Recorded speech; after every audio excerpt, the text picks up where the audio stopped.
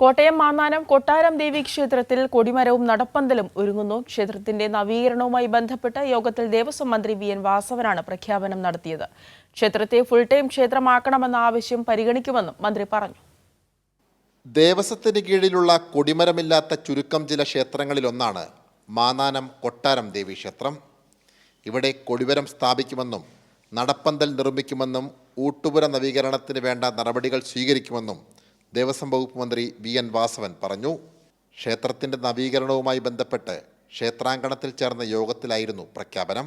ഇവിടെ പ്രധാനമായും തന്നിട്ടുള്ള നിവേദനത്തിൽ സൂചിപ്പിക്കുന്ന ഒന്ന് ക്ഷേത്രം ഫുൾ ടൈം ആക്കുന്നത് സംബന്ധിച്ച നിർദ്ദേശമാണ്. അത് ദേവസ്വം ബോർഡ് അടിയന്തരമായി നടപ്പാക്കാനുള്ള നിർദ്ദേശം ഇപ്പം തന്നെ കൊടുത്തിരിക്കുന്നു എന്ന സന്തോഷ വാർത്ത അറിയിച്ചു.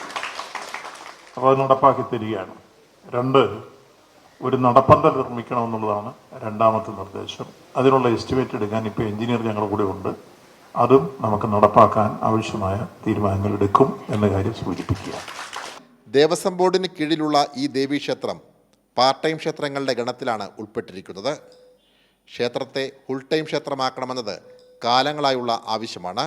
ഈ ആവശ്യം പരിഗണിച്ച് ഇതിനായുള്ള നടപടികൾ സ്വീകരിക്കുമെന്നും ഏകോപിപ്പിക്കുമെന്നും മന്ത്രി വ്യക്തമാക്കി. മന്ത്രിക്കും ദേവസ്വം ബോർഡ് പ്രസിഡന്റ് P.S. പ്രശാന്തിനും ക്ഷേത്രോപദേശക സമിതിയുടെ നേതൃത്വത്തിൽ സ്വീകരണം നൽകി. സാംജിത് ആർപ്പൂക്കരയ്ക്കൊപ്പം സനോജ് സുരേന്ദ്രൻ, കൈരളി ന്യൂസ്, കോട്ടയം.